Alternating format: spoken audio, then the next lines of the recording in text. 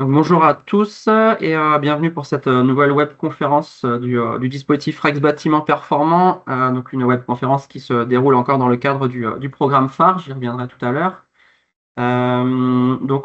Juste pour les petites informations, donc vous avez tous vos micros et caméras coupés. Donc les échanges ils se font via la conversation. On prendra les questions au fur et à mesure, comme ça nous permettra de les traiter par bloc en fonction de l'avancement et des différentes thématiques qu'on va aborder. Vous avez le sommaire sous les yeux, donc vous pouvez déjà voir un petit peu les sujets qu'on va aborder. Je démarrerai par un petit rappel sur le programme phare et le dispositif RexBP. Ensuite, je laisserai la parole à Eric Vial sur la partie application, usage, quelques chiffres marchés pour cadrer un petit peu le sujet. Toujours dans le cadrage du sujet, j'apporterai quelques éléments et quelques chiffres de sinistralité qui viennent de Sycodes. Ensuite, on vous présentera un petit peu les ressources sur lesquelles on s'appuie sur les différentes interventions.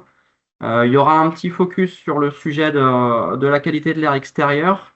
Ensuite, on aura un autre focus qui est celui des critères de faisabilité en rénovation sur les chauffages au granulé. Et puis, on partira sur le détail technique des différents du cheminement un petit peu de la mise en place d'une chaufferie granulée, que ce soit en poêle à granulés ou en chaudière à granulés.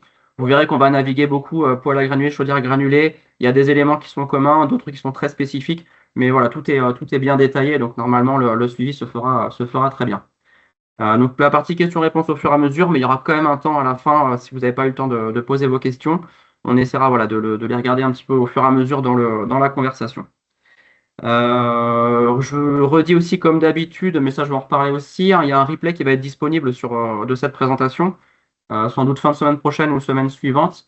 Et vous verrez qu'au fur et à mesure de la présentation, vous avez aussi beaucoup de QR codes, donc vous pouvez déjà télécharger aussi pas mal de ressources qui vous ont présentées là.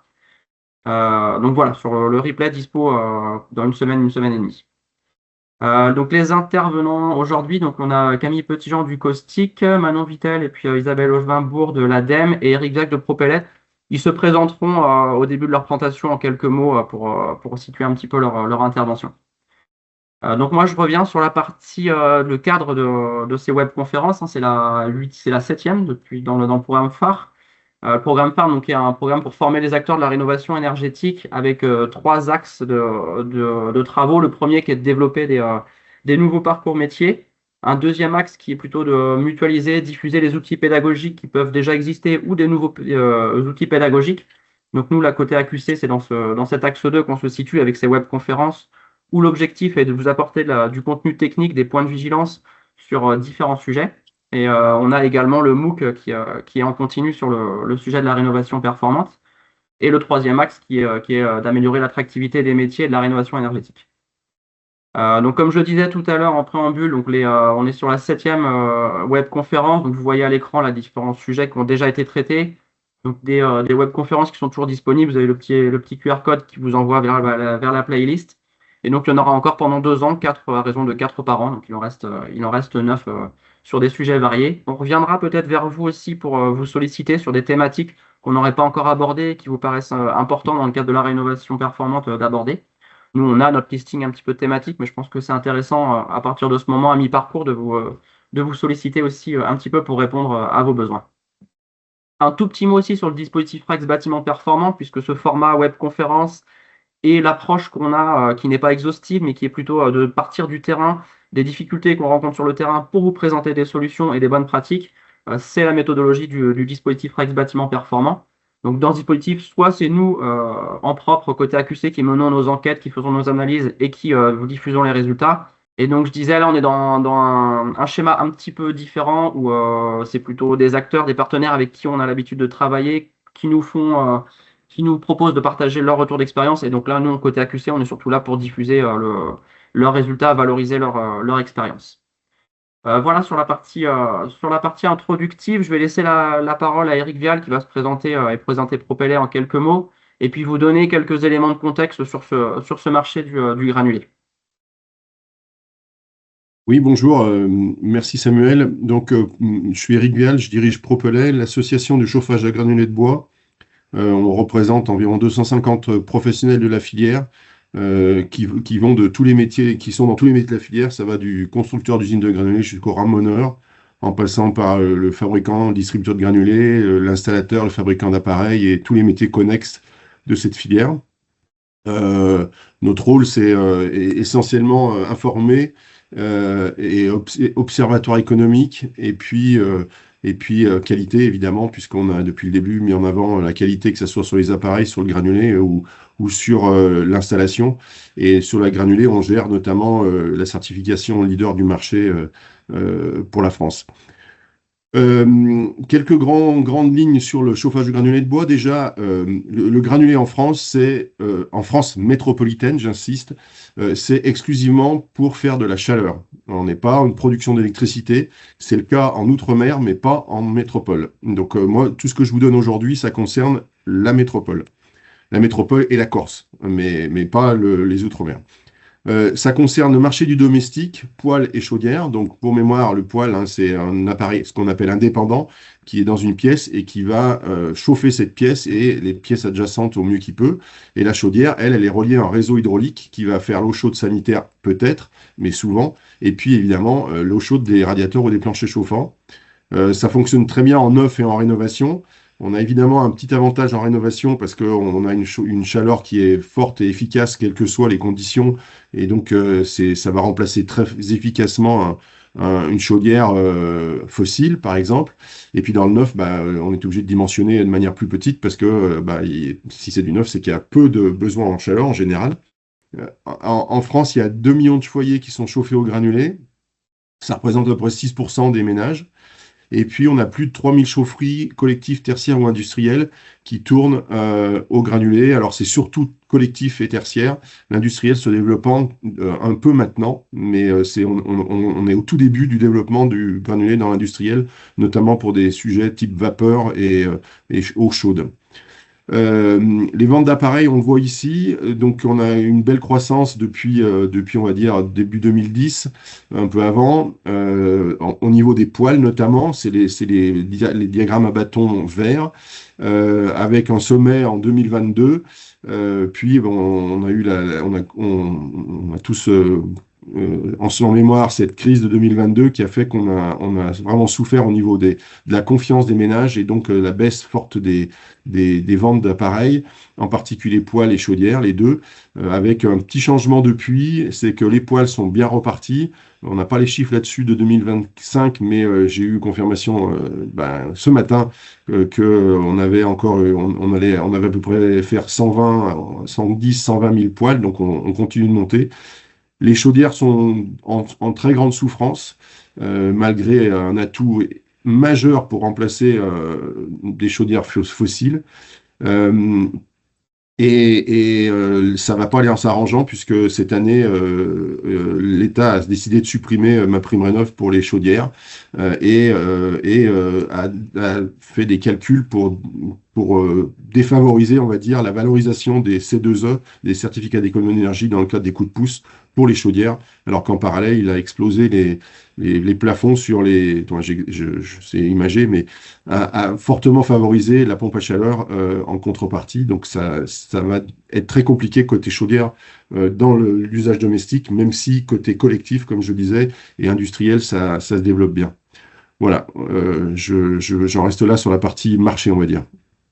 Alors ensuite, c'est quoi le granulé, d'où ça vient en fait, on va dire, pardon, la production, la consommation et où se trouvent les usines. Donc vous avez sur la photo de droite les emplacements des usines. Donc cette carte, elle date de 2023. Il manque 4-5 usines qui vont être mises dans l'ajustement qu'on va faire cette année.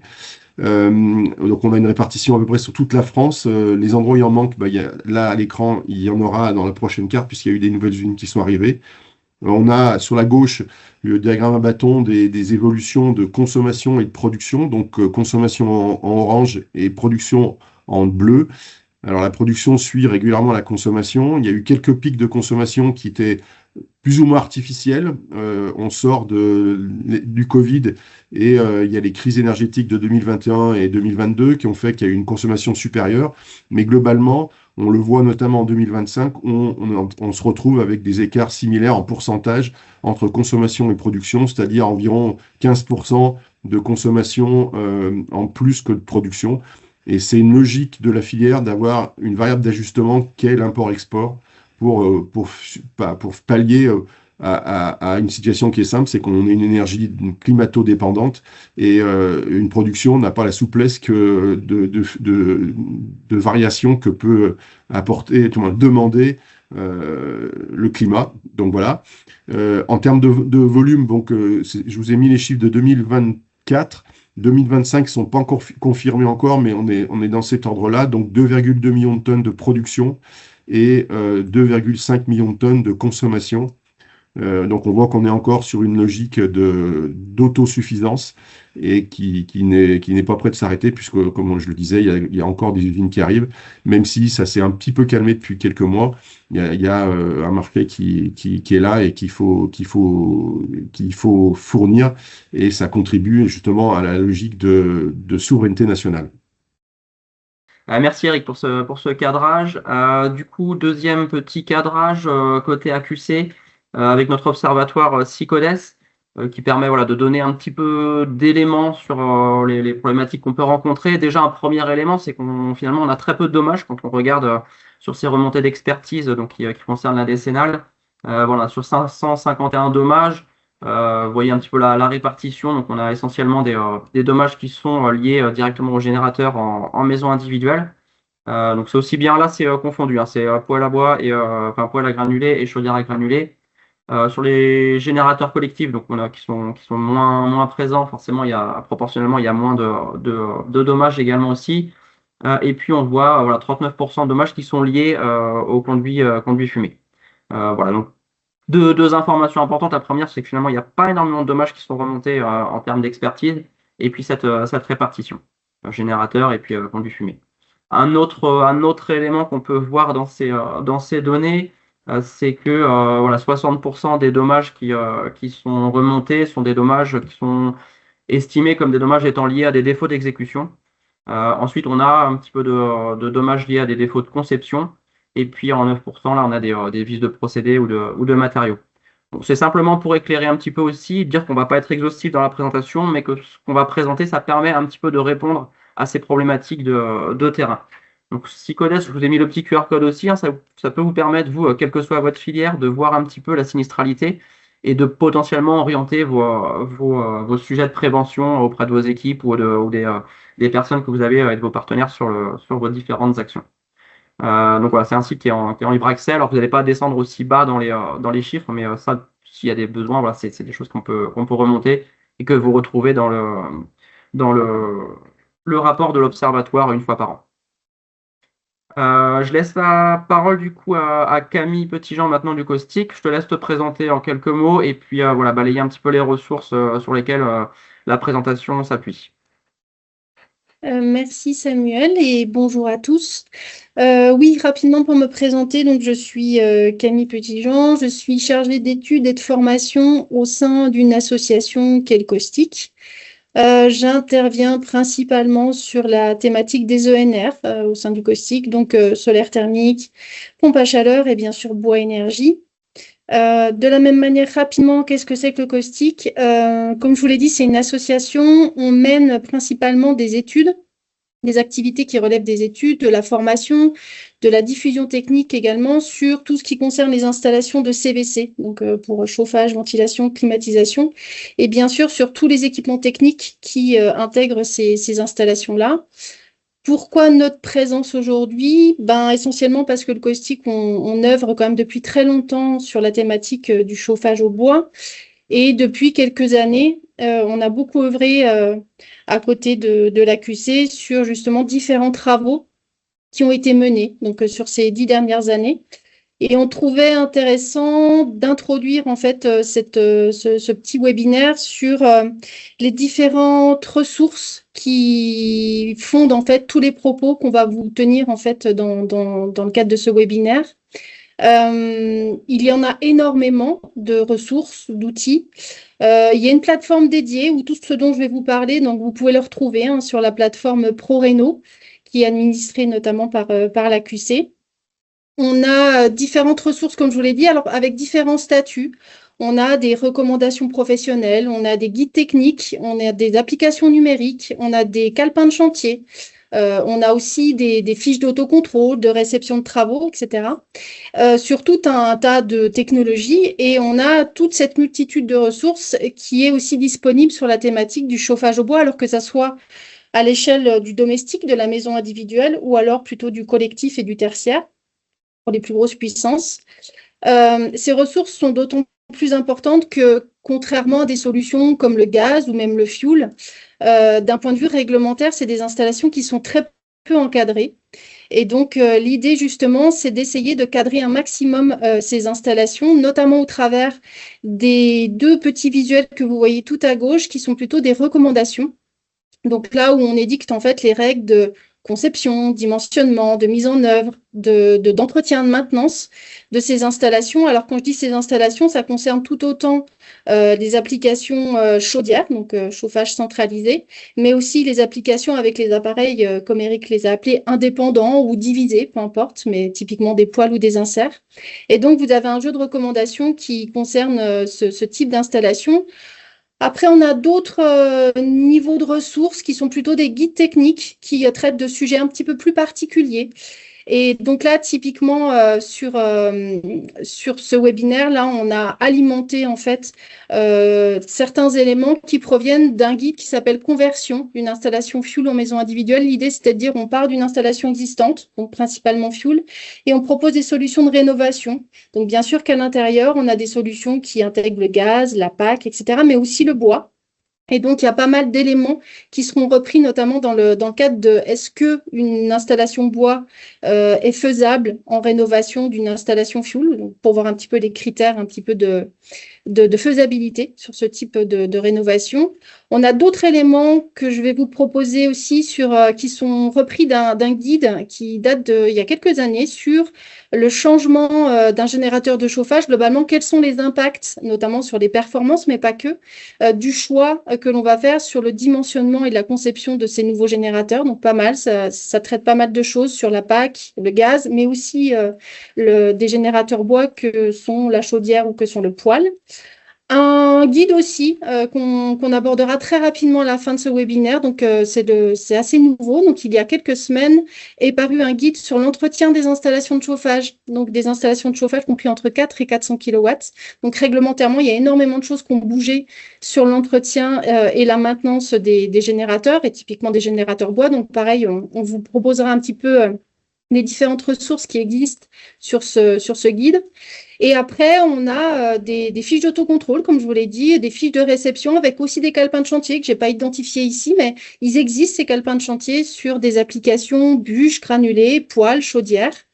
Et puis, on a aussi une application dont on parlera un petit peu. On parlera dimensionnement des conduits, à la fin de ce webinaire. Et donc, typiquement, vous avez aussi une application qui permet le dimensionnement des conduits de fumée, qui est disponible aussi sur la plateforme ProRéno.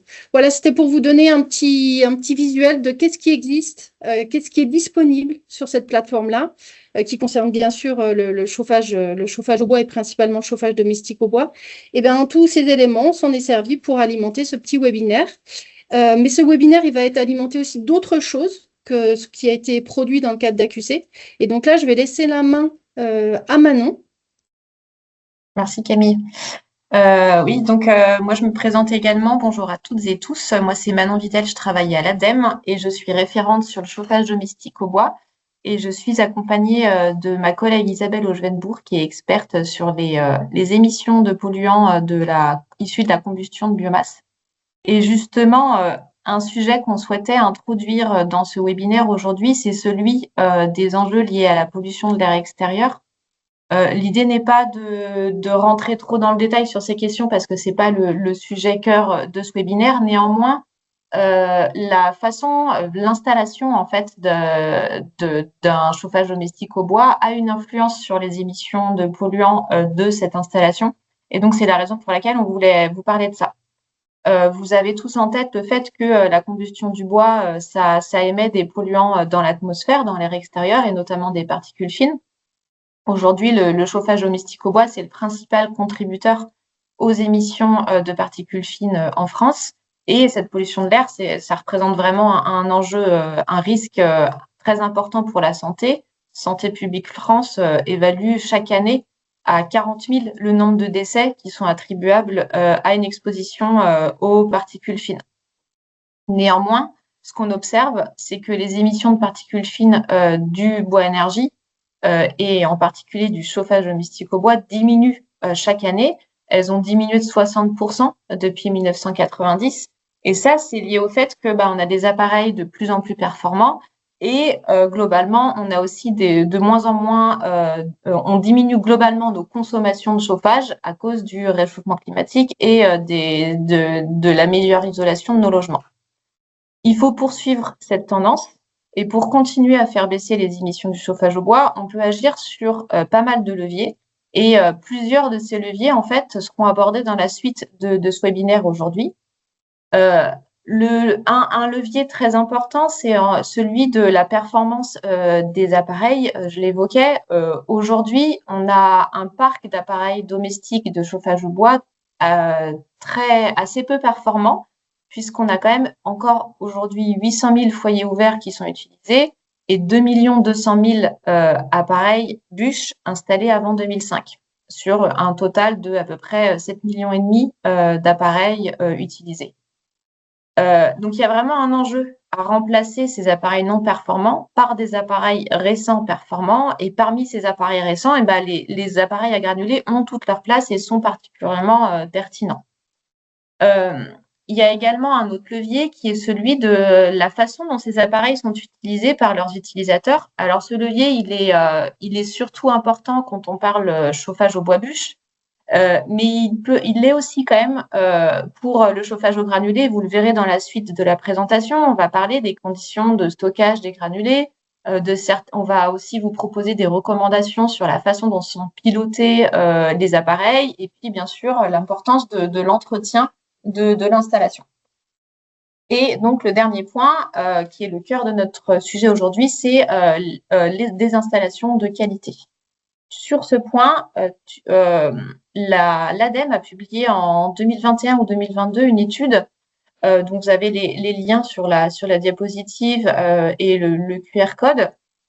Cette étude, elle avait pour… en fait, on a réalisé une campagne de mesure pendant une saison de chauffe entière, pendant laquelle on a suivi 20 poêles à granulés installés chez des personnes qui les utilisaient pour se chauffer. 20 poêles à granulés récents. L'étude, elle a été réalisée par l'INERIS, le STB et Solagro. Sur la librairie de l'ADEME, vous trouverez 2 documents, je pense, qui peuvent vous intéresser en particulier. Il y a un rapport de recommandation à destination des installateurs, des utilisateurs et des fabricants d'appareils, et puis un guide un peu technique pour installer et utiliser un poêle à granulés. Dans cette étude, on a donc suivi 20 poêles à granulés. Le hasard a fait que sur les 20 poêles à granulés qu'on a suivis, il y a 2 modèles d'appareils qu'on a retrouvés installés chez plusieurs particuliers. Le modèle d'appareil 1, il était installé chez 5 particuliers. Le modèle d'appareil 2, il était installé chez 2 particuliers.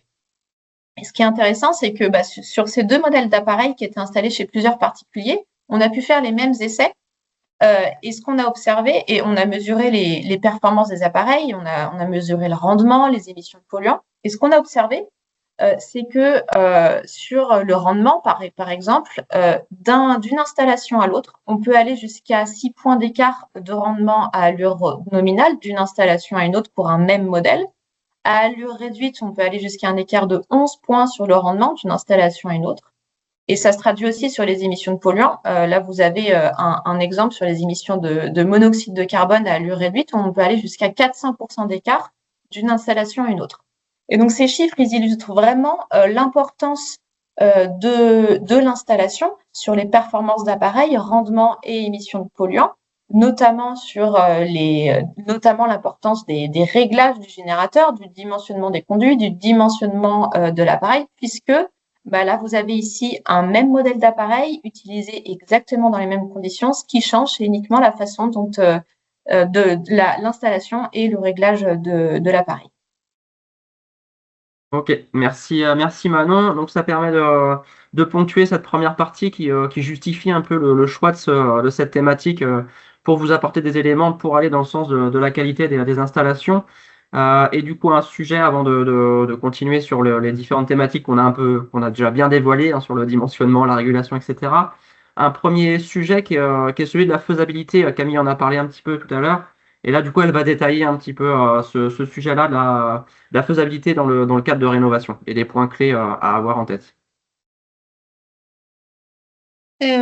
Oui, donc là, on va juste regarder un petit peu les points de vigilance, les points d'attention dans le cadre d'une rénovation d'une installation existante par le granulé. Donc, est-ce que cette rénovation-là, elle est toujours possible et quand elle l'est, quelles sont les spécificités ou les points d'attention particuliers à avoir?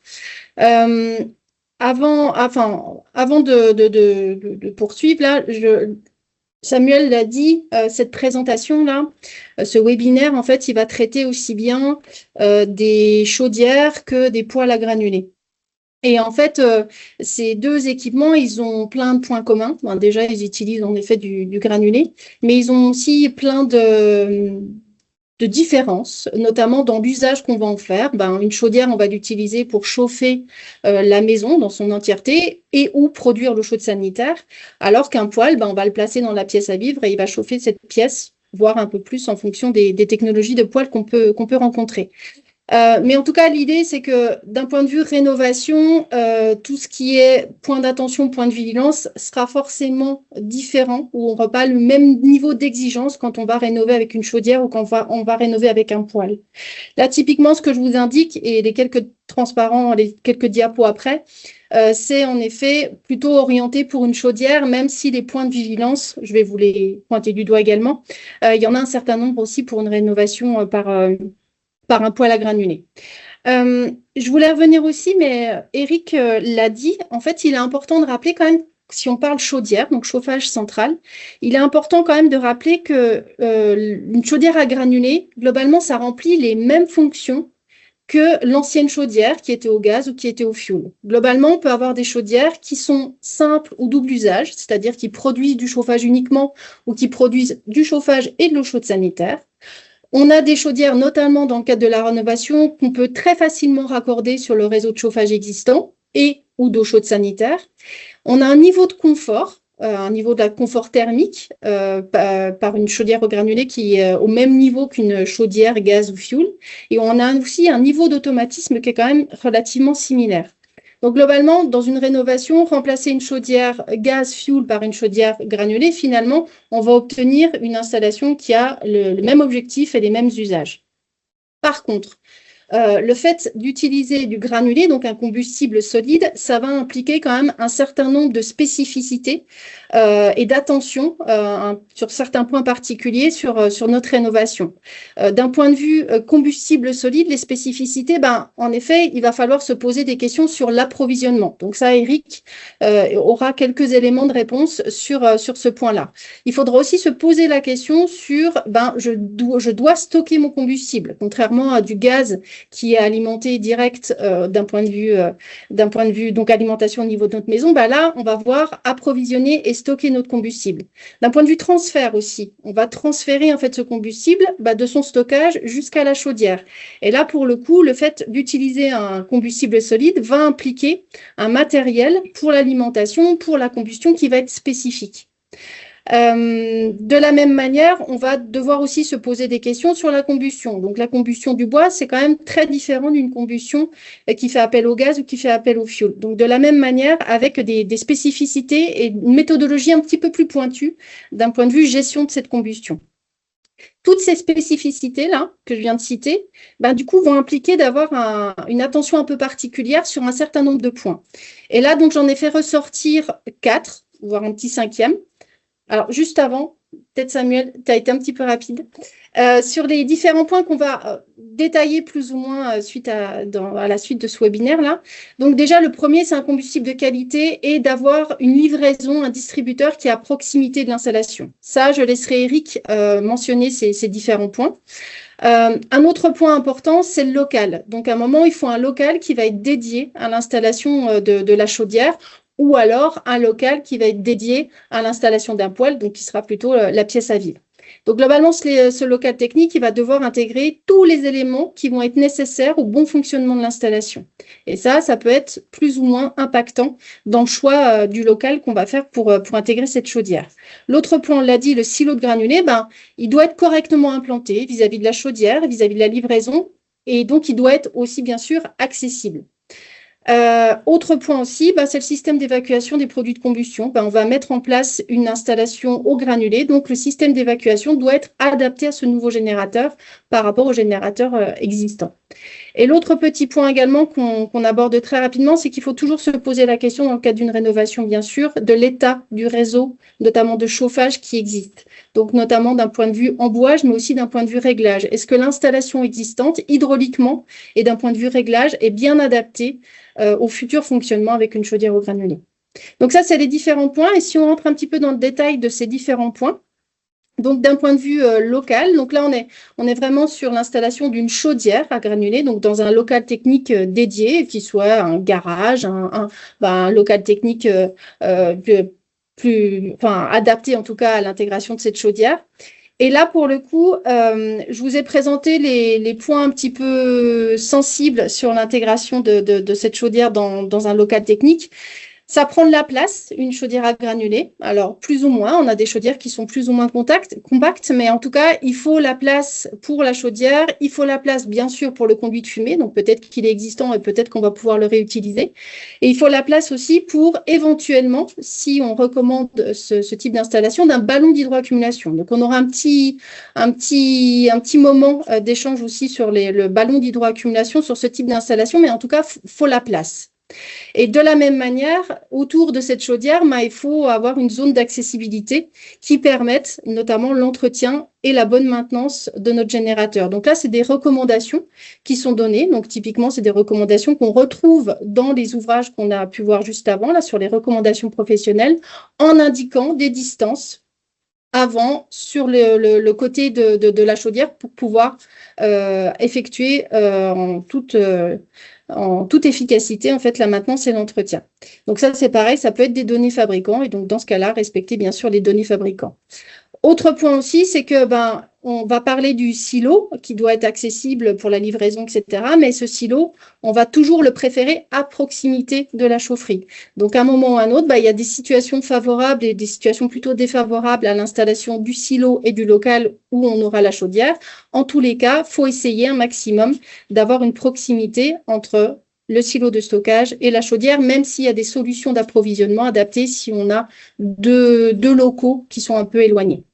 Et l'autre point, c'est le volet ventilation. Alors là, je vous ai proposé, en fonction des niveaux de puissance des appareils, la ventilation qui va être nécessaire à votre local. Ça, c'est un cas un peu particulier, c'est-à-dire qu'on a cette ventilation quand on a une chaudière qui vient prendre notamment son air comburant là où elle est installée. Donc, sur des installations qui sont traditionnelles, raccordées sur un conduit de fumée et où la chaudière vient prendre son air comburant dans la pièce où elle est installée. Et là, dans ce cas-là, il y a des sections à respecter. Donc, il y a une section de ventilation basse et une section de ventilation haute. Donc, il faut avoir la possibilité, dans le cadre d'une rénovation, d'avoir un local où on puisse mettre en place ces deux systèmes, ces deux grilles de ventilation avec des sections qui sont prédéfinies en fonction notamment de la puissance de notre installation. Ça, c'est uniquement pour des installations traditionnelles. Quand on est sur des installations non traditionnelles, typiquement sur des chaudières en ventouse par exemple, eh bien là, on aura des sections notamment vis-à-vis de la ventilation basse qui seront un peu différentes. Donc ça, sur le local, voilà un peu globalement les éléments qui vont devoir être respectés. Et là, je faisais juste un petit zoom sur le poêle à granulés, où là, on a une petite subtilité, c'est que vous avez un appareil qui va être placé non pas dans un local technique dédié, mais plutôt dans une pièce à vivre, donc dans une pièce qui va être chauffée et qui va être surtout ventilée. Et là, le point un petit peu sensible, c'est qu'il va falloir porter une attention un petit peu particulière sur la compatibilité de l'appareil, donc l'appareil à granulés, et le système de ventilation de la maison. Et donc là, typiquement, vous avez deux modèles d'appareils. Un premier modèle d'appareil à gauche, là, sur une installation traditionnelle raccordée sur un conduit de fumée, et où vous voyez en fait que le poêle vient s'alimenter en air comburant directement à l'extérieur via en fait une gaine, donc une gaine qui est canalisée, qui vient alimenter directement le poêle. Il y a une autre version aussi où on est sur des installations qu'on appelle plutôt non traditionnelles, donc plutôt sur conduit concentrique, où là, de la même manière, en fait, l'appareil est alimenté directement de l'extérieur en air, donc en air comburant, au niveau de l'installation. Mais il existe d'autres systèmes, les systèmes un peu plus classiques, où vous l'avez à gauche sur un système traditionnel, sur conduit de fumée, mais où l'amener d'air n'est pas canalisé. L'amener d'air est indirect, c'est-à-dire que on vient en fait le poêle vient prendre son air comburant directement dans la pièce où il se situe. Et c'est là que les problèmes commencent. Donc, quand on a une gaine canalisée ou un concentrique, l'aspect compatibilité entre l'appareil et la ventilation, c'est une fausse question. On est quand même sur deux systèmes qui vont être dans un fonctionnement indépendant. Par contre, du fait d'avoir un poêle qui vient se servir dans la pièce, ben forcément, il y aura des interactions avec le système de ventilation existant. Et donc là, dans ce cas-là, il va falloir faire attention à qu'est-ce que je mets en place sur mon installation. Et là, à droite, vous avez globalement, dans le cas d'un insert, dans le cas d'un poêle, quand vous êtes sur une amenée d'air indirecte, donc il y a un trou dans le mur et l'appareil se sert dans la pièce où il est installé, ben là, vous avez des sections à respecter. Et ça, ces sections-là, elles sont uniquement valables quand on est en ventilation naturelle au niveau de notre installation. Du moment où vous avez un système de VMC, du moment où vous avez un système hygroréglable, du moment où vous avez un autre système que de la ventilation naturelle, ben là, à un moment ou à un autre, il faut se poser la question sur la compatibilité. Et ces sections-là ne sont pas celles qu'il faut mettre en place quand on a des appareils avec un système de ventilation mécanique. Et donc, il est fortement recommandé, quand on a un système de ventilation mécanique, de systématiquement orienter le choix de la technologie sur des appareils soit canalisable, soit en concentrique pour ne pas avoir d'interaction entre la ventilation et l'appareil granulé. Donc ça, c'était le petit point un petit peu particulier sur faire attention quand on intègre un poêle à granulés dans une pièce qui est ventilée. L'autre point, donc le silo à granulés, donc ça, je laisserai Eric en parler davantage, mais globalement, il faut un silo de granulés, bien sûr, qui est adapté au stockage, donc notamment d'un point de vue humidité, et puis accessible à la chaudière et à la livraison. Il existe tout un tas de solutions. Vous avez là 3 solutions qui vous sont proposées là. Donc là, on a une alimentation qu'on appelle plutôt semi-automatique. Donc on vient simplement verser en fait du granulé en sac dans ces petits silos là qui viennent directement alimenter la chaudière. Donc ça, c'est plutôt la configuration à gauche.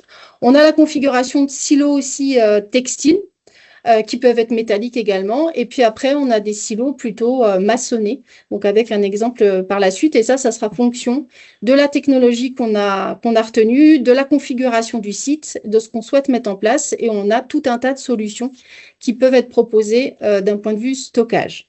Et là, c'est pour vous donner un ordre de grandeur sur une maison globalement bien isolée qui consommait avant 2000 litres de fuel. Donc, ce qui représentait à peu près 150 mètres carrés de surface chauffée. Et bien, globalement, un silo de 4 mètres carrés avec une hauteur à peu près de 1,5 mètre de hauteur, ça permet 1 an d'autonomie au niveau de notre installation. Donc ça, c'était pour le silo. Alors, de la même manière, il y a tout un tas de recommandations sur la mise en place de ces silos. Donc, soit sur ProRéno, vous avez des recommandations, notamment sur les chaudières à granulés qui précisent la conception de ce type de silo, ou alors vous avez pas mal d'informations aussi du côté de Propelais avec pas mal de fiches d'application sur la mise en œuvre de ces différents types de silos. Et l'autre point un petit peu particulier, c'est que bien sûr, vous intégrez un générateur, donc il faut un conduit de fumée. Et donc, ce conduit de fumée, il faut qu'il soit là déjà. Donc, il faut forcément un local où il y a un conduit de fumée ou alors où on a la possibilité d'en créer un. Il faut surtout qu'il soit compatible avec les produits de combustion du nouveau générateur, donc du granulé. Et là, typiquement, vous avez chaque conduit de fumée doit avoir une plaque signalétique. Et cette plaque signalétique, elle précise les caractéristiques de fonctionnement au niveau du conduit de fumée. Et donc, vous voyez un conduit de fumée qui est raccordé à du granulé, que ce soit un poêle ou que ce soit une chaudière, à minima, si vous respectez ces conditions-là, d'un point de vue température, pression, corrosion, distance de sécurité, alors qui peut être variable en fonction de l'installation, mais résistance au feu de cheminée, vous avez un conduit de fumée qui va être compatible avec un appareil granulé, que ce soit un poêle ou une chaudière. Et il y a plein de solutions de raccordement d'un appareil granulé sur un conduit d'évacuation. Donc, soit des systèmes de conduit de fumée qu'on vient réhabiliter en le tubant, par exemple. Donc là, vous avez l'exemple à droite avec un conduit de fumée avec un départ au sol, mais ça peut être aussi un conduit de fumée avec un départ au plafond. Et vous avez aussi les solutions, bien sûr, de systèmes à combustion étanche, donc avec des conduits concentriques. Donc il y a tout un tas de solutions pour soit rénover le conduit de fumée existant pour le rendre adapté au nouveau générateur, soit créer un nouveau conduit d'évacuation qui, lui, sera donc adapté au nouvel appareil, que ce soit un poêle ou une chaudière. Donc ça, c'était vraiment les points un petit peu spécifiques, les points d'attention qu'on doit avoir quand on mène une rénovation par du granulé. Ok, merci Camille pour cette première partie. Du coup, on va enchaîner, donc on va revenir sur des sujets qu'on a commencé à aborder, mais là pas forcément spécifiquement à la compatibilité en rénovation, mais de manière très générale, que ce soit rénovation ou neuf. Donc on va démarrer en reprenant avec Eric sur la partie combustible et silos, sur des éléments d'information et de points de vigilance.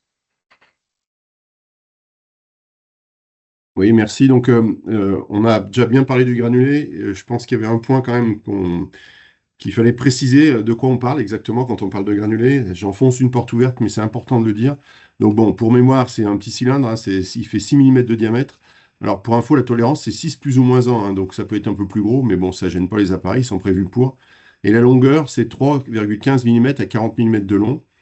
On est sur un combustible qui est extrêmement sec, c'est ça l'un de ses gros avantages à tous les niveaux, rendement, émissions et tout, puisqu'on est à moins de 10% d'humidité. Un autre point, là on parle de granulé de bois, donc c'est 100% bois, rien d'autre. Si vous avez le moindre pouillème d'autre chose que du bois, c'est plus un granulé de bois. C'est un agropellet ou autre chose, mais c'est pas du granulé de bois. Et en termes d'essence, les essences pour un granulé de bois, c'est résineux ou feuillu. J'insiste lourdement. C'est pas résineux 100%, c'est ce qu'il y a de mieux. Non, c'est résineux ou feuillu. C'est les mêmes caractéristiques, les mêmes comportements, à très peu d'écart près, et même au sein de résineux, il peut y avoir plus d'écart entre un résineux et un feuillu. Donc on est vraiment sur l'essence n'a pas d'importance, et la norme qui garantit la qualité des granulés, qui est la NFEN ISO 17225-2, elle parle pas d'essence de bois, puisque ça n'a pas d'importance. Du moins pas en direct pour le consommateur. L'important, c'est plutôt pour le producteur, parce qu'il y a quelques petites contraintes en fonction de l'essence qu'on utilise. Et toutes ces caractéristiques techniques du granulé sont garanties par les certifications qui elles-mêmes garantissent la norme, la fameuse norme 17225-2. Donc elles sont au nombre de 3, j'ai mis les logos, vous les connaissez sûrement déjà, mais voilà, c'est bien de le dire. Je voulais aussi rappeler un point important qui est la ressource. On entend un peu tout et n'importe quoi sur la matière première qui sert à faire du granulé. Si le granulé existe, c'est parce que il y avait un intérêt fort pour les scieurs de valoriser leurs sous-produits de sciage. Donc, donc c'est-à-dire la sciure. Donc le granulé aujourd'hui, il est fait à plus de 90% à partir de sciure. Donc quand on dit on rase des forêts pour faire du granulé, c'est une grosse bêtise. Donc on fait du granulé à partir de sciure, et les 5 à 10% qui restent, c'est des connexes d'exploitation forestière, donc ça veut rien dire et tout dire, c'est-à-dire des coupes d'éclaircies ou des coupes sanitaires. C'est-à-dire, coupe d'éclaircie, c'est quand l'objet de la forêt gérée, c'est de produire du bois d'œuvre. Et pour que le bois d'œuvre de qualité pousse bien, on enlève d'autres arbres qui perturbent cette croissance. Et c'est ce qu'on appelle des coupes d'éclaircie. Ça se fait 2, 3, 4, 5, 6 fois dans la vie d'une forêt. Et c'est ce qui est récupéré pour faire plein de choses, dont du granulé. Et puis, il y a malheureusement aussi les coupes sanitaires. Il y en a de plus en plus, liées au fait qu'il y a des forêts qui meurent sur pied. Et donc, il faut vite les enlever, les arbres, pour replanter derrière d'autres arbres. Donc, tout ça pour dire que l'objet de la coupe de l'arbre, c'est jamais de faire du granulé. L'objet de la coupe de l'arbre, c'est de participer activement au développement de bois qui va servir à faire du bois d'œuvre, puisque la priorité de la gestion forestière, c'est de faire du bois d'œuvre. Voilà, donc ça, c'est le point important que je voulais signaler, au même titre que le sujet des essences.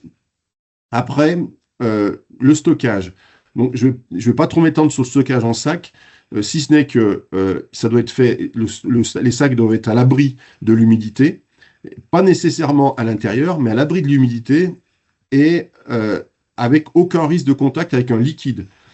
L'humidité, c'est pas le plus dangereux parce que le granulé reprend très difficilement d'humidité, mais par contre, un liquide qui le touche le transforme en popcorn, quoi. Il explose le granulé, il revient en sciure automatiquement. Donc ça, c'est le point très important. Donc idéalement, il faut le poser sur du bois, une palette, c'est ce qu'il y a de mieux. Vous empilez vos sacs sur une palette dans votre garage ou vous la laissez sur la palette si la palette peut aller jusqu'au dans votre garage. Maintenant, sur le vrac, et c'est là que c'est très important, il y a un certain nombre de choses auxquelles il faut faire attention pour garantir que le stockage, que le granulé va rester de qualité tout au long de son temps de stockage. Donc il y a le sujet humidité. Donc on est sur des silos où les parois ne doivent pas avoir des risques d'humidité. Donc si on est sur un silo dans une cave par exemple où les murs peuvent être humides, il faut doubler les murs et mettre un espace de l'air entre la paroi du silo et le mur par exemple. Il faut aussi penser qu'il faut qu'il soit solide le silo. Solide pour deux raisons, parce que d'une part, le granulé c'est un certain poids, et donc ça va pousser sur les parois du silo. Et d'autre part, on n'y pense pas souvent, pas tout le temps, mais quand on souffle le granulé dans le silo, il y a une forte pression.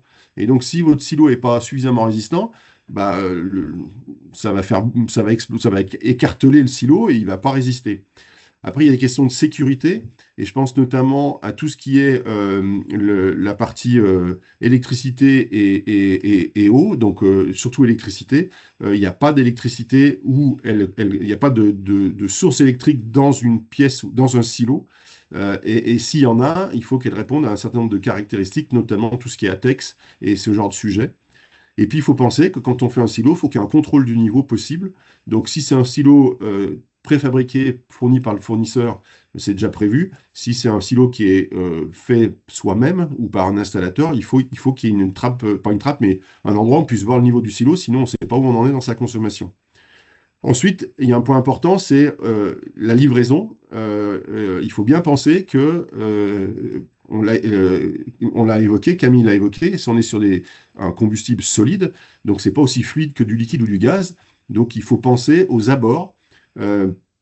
Il faut penser au système de remplissage aussi, c'est-à-dire que le trou de sortie dans la maison ou dans le mur où on va venir brancher le tuyau d'amener du granulé, il soit correctement disposé avec les bonnes longueurs de tuyau, pas trop long et ainsi de suite. Il ne faut pas qu'il y ait de risque d'abrasion lors du transfert du granulé. Le plus flagrant, je reviendrai dessus après, c'est les coudes, c'est-à-dire qu'il faut être le plus droit possible. Et puis, il faut aussi penser à optimiser le volume, c'est-à-dire que il faut éviter d'avoir des choses, un silo par exemple, tout en longueur ou pire, tout en largeur. Donc, il y a des recommandations qui sont à suivre là-dessus. Et ça, nous, on a mis en place un MOOC qui est une trentaine de petites vidéos qui présentent en détail tous ces points-là. Donc, c'est un point de référence à la fois pour les installateurs et pour les clients, pour les maîtres d'ouvrage, puisqu'ils peuvent, entre guillemets, vérifier ou, avant que ça soit fait, aussi savoir un peu comment ça peut se faire et voir si ça pose un problème dans leur logement ou pas. Donc, ce MOOC, je vous le recommande fortement. Il y a un certain nombre d'infos qui permettent de bien clarifier tous ces sujets, que ça soit, Camille a parlé de ventilation, par exemple, on a une vidéo sur la partie ventilation avec tous les détails qui permettent de bien faire son installation. Je crois qu'après, oui, voilà, je donne des exemples que j'avais oubliés. Donc, par exemple, sur la gauche, c'est la partie camion. Le camion, il faut qu'il vienne à moins de 20 mètres de la maison. Sinon, on oublie. C'est pas la peine de faire le forcing. Après, il y aura des problèmes. Pourquoi on parle de ça? Parce qu'on a encore, malheureusement, une récurrence.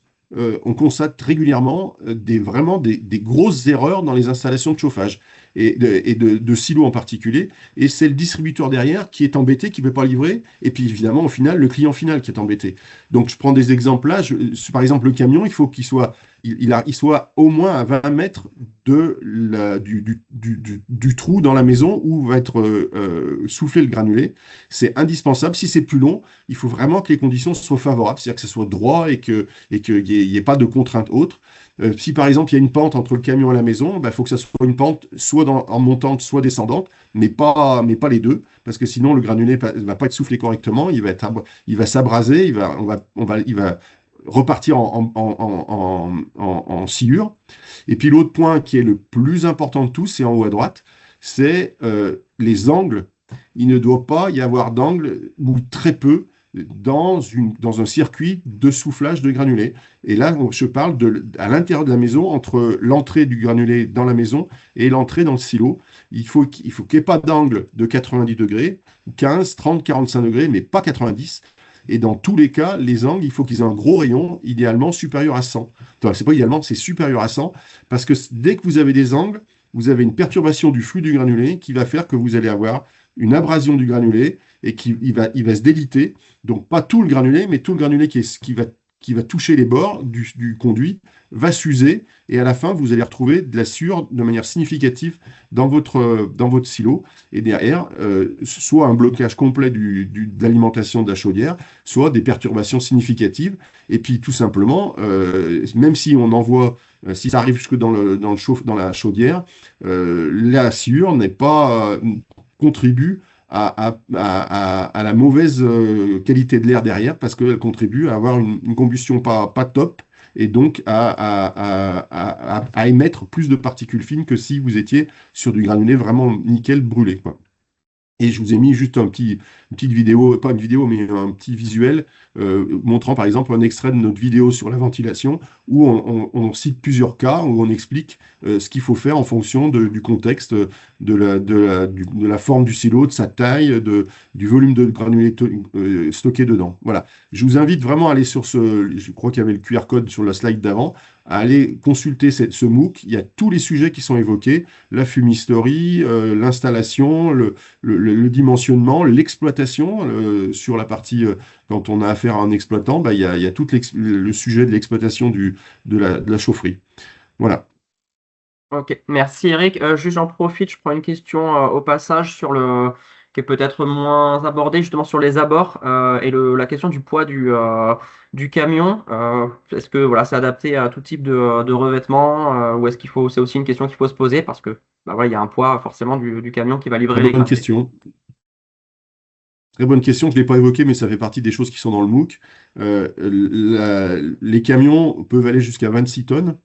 Donc, il est évident qu'au niveau du sol, il faut qu'on ait un sol adapté, mais ça ne change pas grand-chose, par exemple, par rapport à du fuel, puisque c'est le même genre de camion. Donc, si c'est un remplacement de chaudière fuel, logiquement, ça ne devrait pas poser de problème.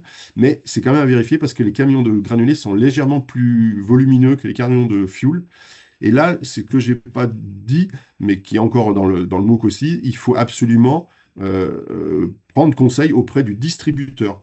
L'installateur, son métier, c'est l'installation, il ne maîtrise pas nécessairement parfaitement le sujet de la taille des camions. Et Camille l'évoquait tout à l'heure sur les distances entre le distributeur et l'installation. Il faut avoir à proximité le distributeur pour des raisons évidentes de souplesse et quand en cas de déjà à l'installation au départ, pour pouvoir demander des conseils et s'assurer que le camion peut bien arriver jusqu'à l'endroit où il doit souffler son granulé, sous peine de ne pas pouvoir se livrer en vrac et donc d'être obligé d'arriver avec du granulé en sac. Et pendant que je suis sur la distance, j'insiste aussi lourdement sur un point, c'est que quand on fait une chaufferie granulée, il faut que l'installateur il soit à proximité.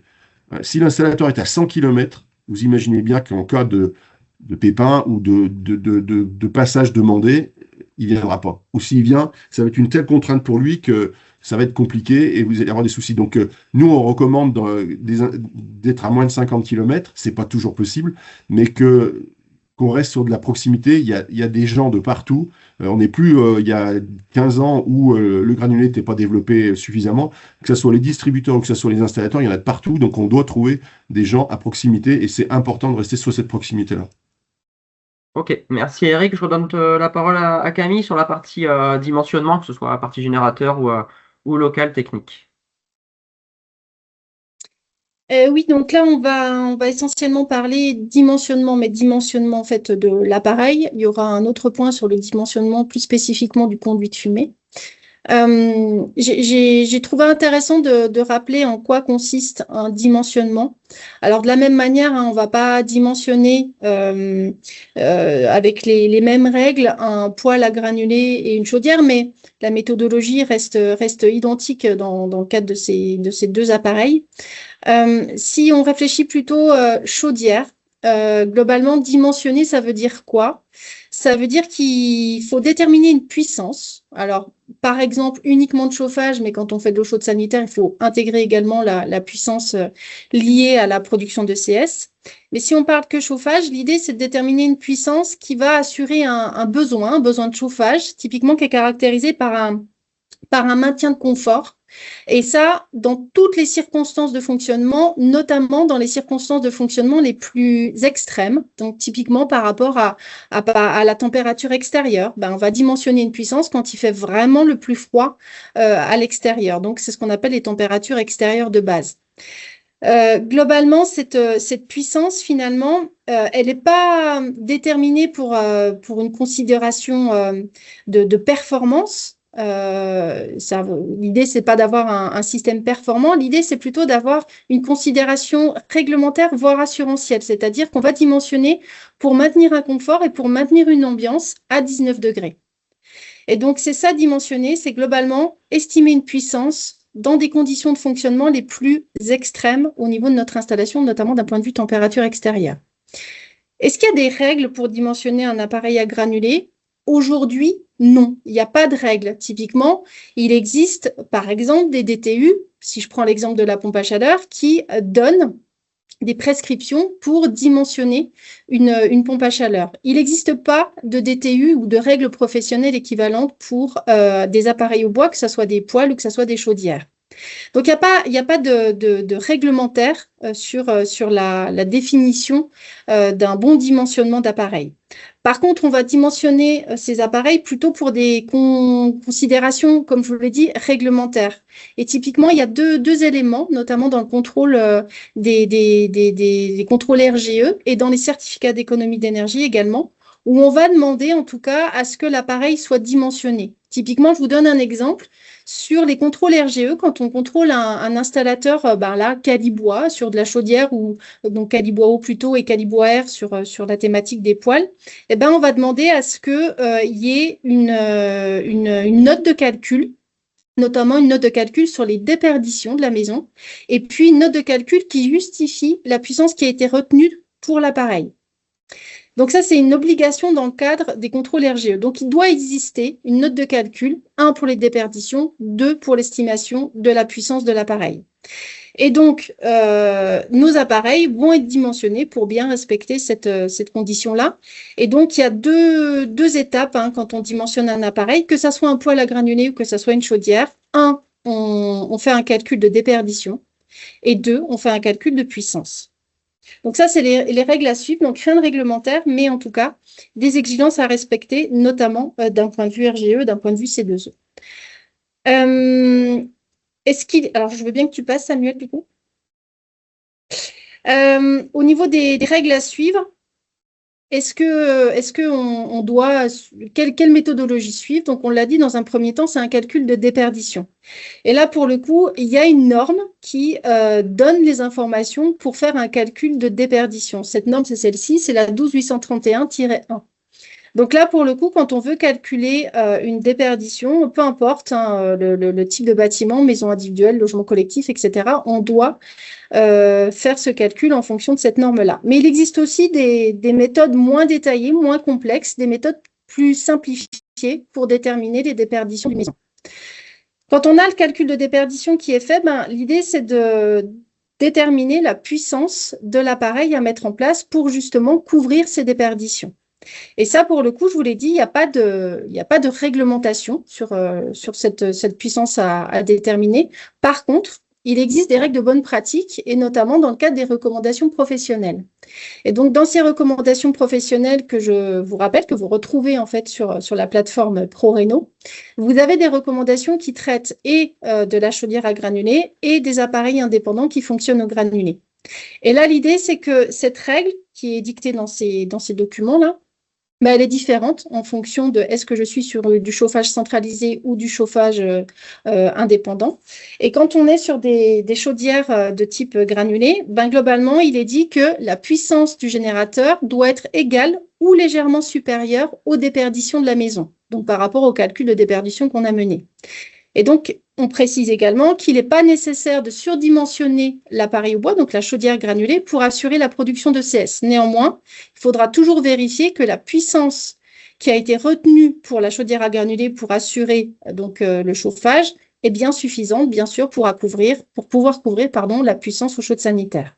Ça, c'est la règle pour les chaudières. Pour les appareils indépendants, c'est un petit peu différent puisque à un moment ou un autre, votre appareil, vous l'installez dans une pièce à vivre et l'idée, c'est de couvrir autant que possible le besoin dans cette pièce à vivre et les pièces adjacentes. Et là, pour le coup, de la même manière, la puissance, elle doit être au plus égale aux déperditions. Alors, aux déperditions, bien sûr, de la pièce où est installé l'appareil à granulés, donc le poêle à granulés. Et donc, dans ces recommandations-là, il est bien indiqué un calcul de puissance qui va être fonction de plusieurs choses, bien sûr du calcul de déperdition, mais aussi vis-à-vis du fait que votre poêle dans votre pièce, il va éventuellement contribuer à une surchauffe éventuelle des pièces où est installé l'appareil et les pièces adjacentes. De la même manière, en fonction de la prise d'air comburant, si elle est directe ou indirecte, donc indirecte, c'est ce qu'on appelle l'appareil ouvert, cette amenée d'air comburant va aussi participer à des déperditions un petit peu plus importantes, donc qui sera pris en compte dans le cadre de la détermination de la puissance de l'appareil. Et de la même manière, si on a un appareil granulé avec ce qu'on appelle un bouilleur, c'est-à-dire qui va aussi participer au chauffage des différentes pièces de la maison, là, de la même manière, on a une méthode de dimensionnement qui nous permet de déterminer la puissance adaptée à ce type d'équipement. Donc, d'un point de vue déperdition, on a une norme ou l'utilisation de méthodes simplifiées, et d'un point de vue puissance, on a ces recommandations, ces règles de bonne pratique qui nous permettent de déterminer la puissance en fonction des dépers. Alors, est-ce qu'il y a des outils simplifiés qui nous permettent de dimensionner simplement nos appareils et bien sûr aussi indirectement de déterminer et de calculer nos déperditions? Il va bientôt avoir une application numérique qui s'appelle Bois-Reno, qui va apparaître dans quelques semaines là, pour justement accompagner le professionnel pour dimensionner un appareil au bois. Donc, cette application, en fait, peut-être que pour certains, vous connaissez une application qui s'appelle Pacreno, où l'idée, c'était de dimensionner, d'avoir une application qui permette le dimensionnement d'une pompe à chaleur. Là, on a décliné avec Bois-Reno, donc pour dimensionner des chaudières, qu'elles soient granulées ou qu'elles soient bûches, et pour dimensionner aussi des appareils indépendants de la même manière qu'ils utilisent de la bûche ou du granulé et qu'ils soient équipés ou non de bouilleurs. Donc, cette application, elle permet plusieurs choses. Elle fait un calcul de déperdition, donc avec une méthode qui est adaptée de la norme, donc la 12831 qu'on a citée tout à l'heure. Et elle vous permet également de déterminer la puissance de l'appareil avec les règles que je vous ai indiquées juste auparavant. Et donc, il y a deux manières de faire. Comme sur l'application Pacreno, il y a une méthode simplifiée, notamment au niveau du calcul de déperdition. Et puis, il y a une méthode plutôt détaillée, donc qui se fait pièce par pièce, pour justement, de la même manière, déterminer de manière plus précise les déperditions de votre maison ou de la pièce où se situe votre poêle à granulés. Donc là, vous avez quelques petits visuels, mais en tout cas, cette application sera téléchargeable dans quelques semaines sur la plateforme ProReno. On peut même dire quelques jours, parce qu'on est vraiment sur la finalisation des tutos au mode d'emploi pour pouvoir faciliter l'usage de l'outil. Donc, c'est même quelques jours.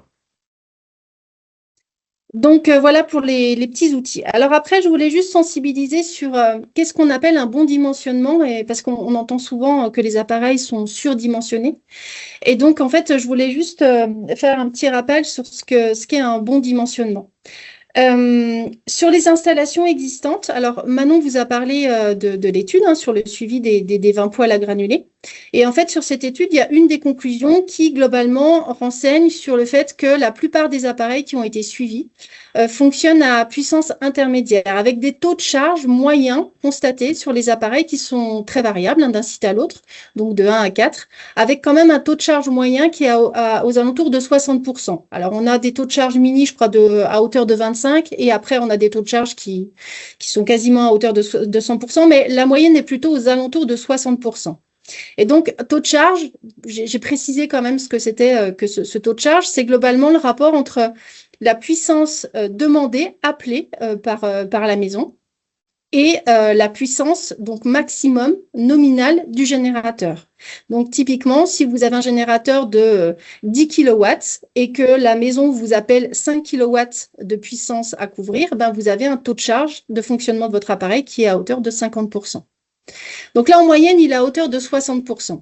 Donc là, quand on regarde ça, on pourrait se dire que du coup, ben, toutes les installations, ou en tout cas une grosse partie, sont surdimensionnées. Et là, je voulais simplement revenir sur ce qu'est un surdimensionnement. Là, typiquement, vous avez un petit graphique en bas à gauche, là, qui vous donne l'exemple. Alors, c'est pour une chaudière qui est bien dimensionnée, c'est-à-dire que la maison a des déperditions de 10 kW, et ben, on met une puissance d'appareil, chaudière ou poêle, peu importe, de 10 kW. Et globalement, on vous donne un petit graphique qui représente quoi? L'évolution des besoins de chauffage sur la saison de chauffe, le nombre d'heures où vous avez ces besoins de chauffage sur cette saison de chauffe, et puis le taux de charge constaté au niveau de notre chaudière ou de notre poêle à granulés. Donc là, c'est un exemple sur une chaudière, mais le raisonnement est le même sur le poêle. Et donc, vous voyez ici, sur cet exemple, en fait, que pour une maison où l'appareil, la chaudière, est correctement dimensionné, 80% des besoins de chauffage sont couverts avec un fonctionnement d'appareil qui a un taux de charge compris entre 10 et 50%.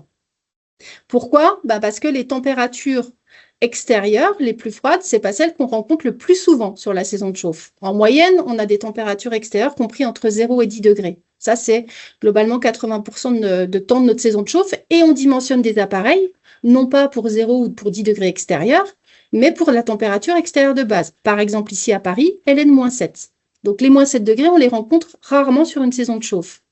Donc là, vous avez un appareil qui est bien dimensionné et qui pourtant a des taux de charge 80% du temps compris entre 10 et 50% de sa puissance.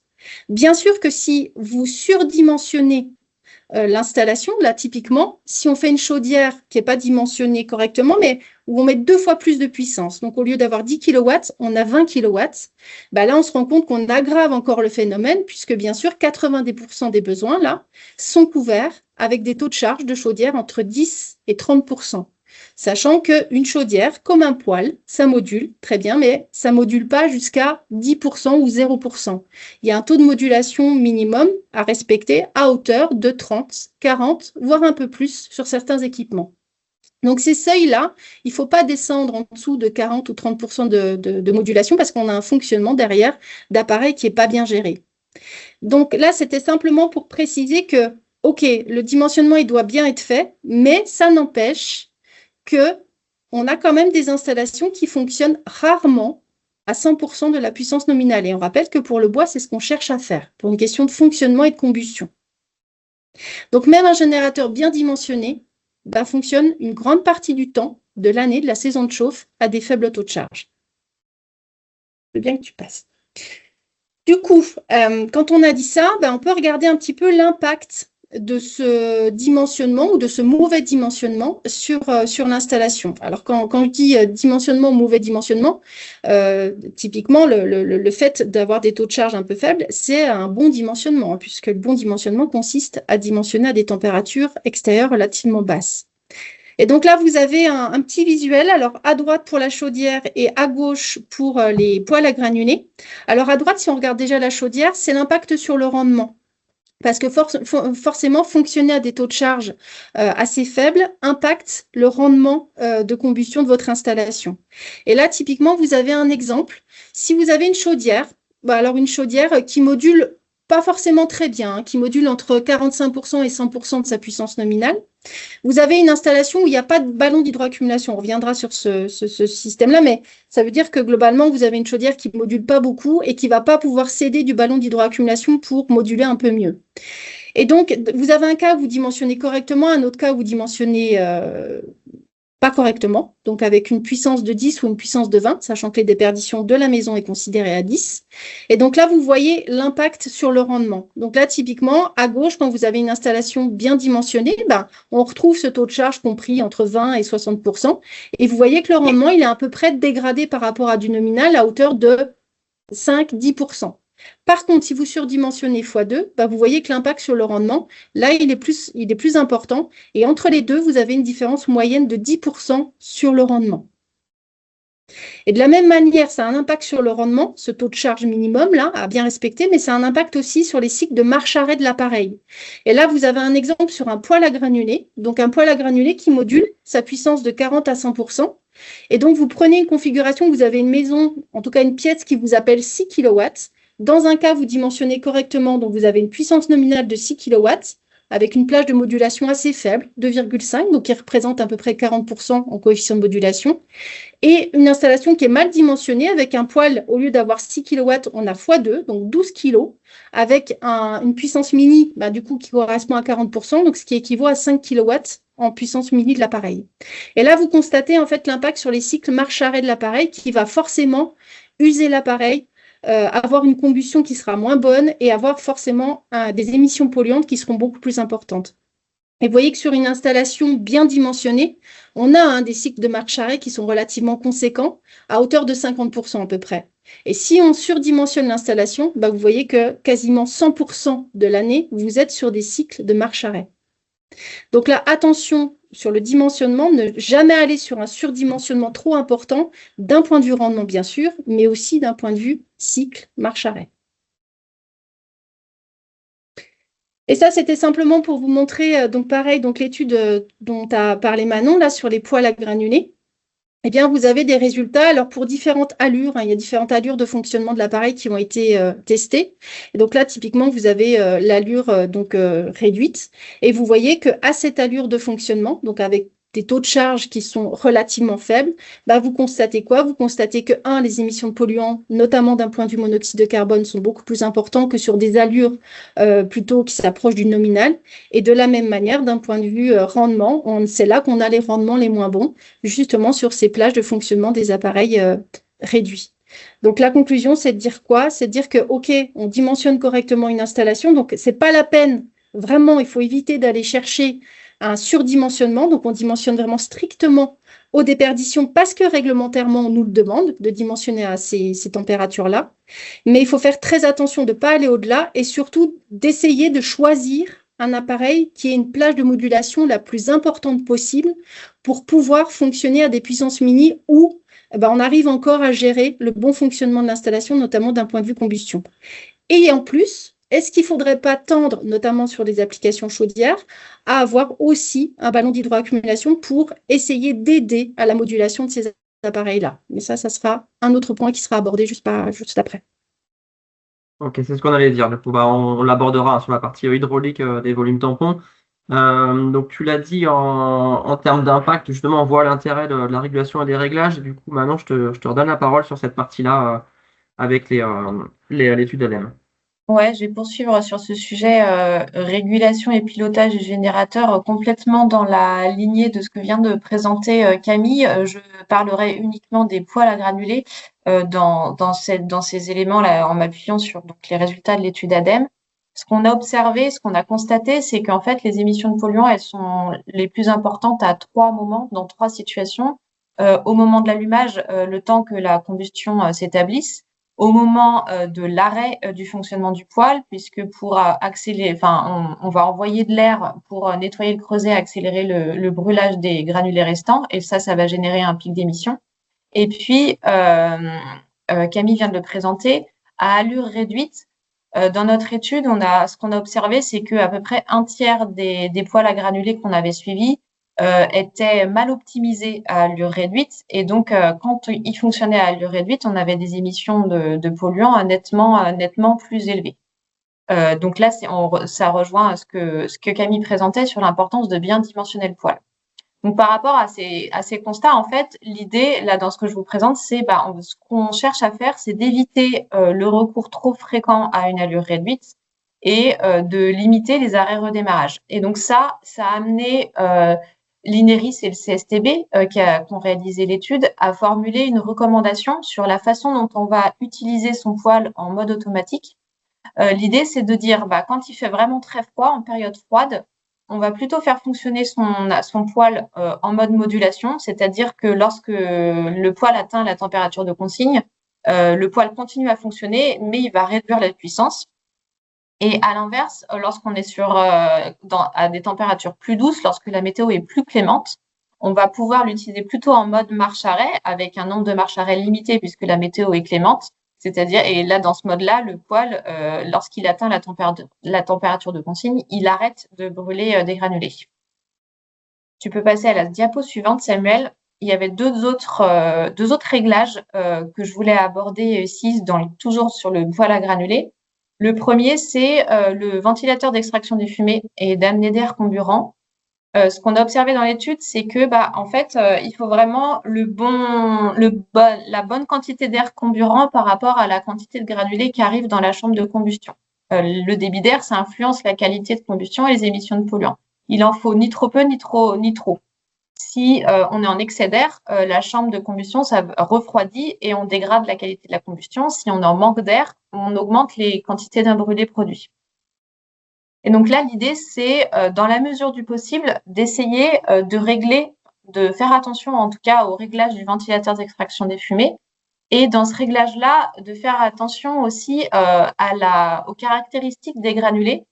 Et ça, c'est des éléments qui sont issus d'un projet de recherche qui sera bientôt publié, qui a montré que en fait, la caractéristique des granulés la plus importante, c'est plutôt la longueur des granulés. Tout à l'heure, Eric parlait de la longueur des granulés, mais on a quand même, en fonction des lots de granulés, une part de granulés petits plus ou moins importante. Et en fait, la longueur des granulés, à chaque tour de vis, en fait, ça va influencer la masse de granulés qui va rentrer dans le poêle. Et si on n'ajuste pas la quantité d'air entrant pour la combustion, et ça va influencer la qualité de la combustion.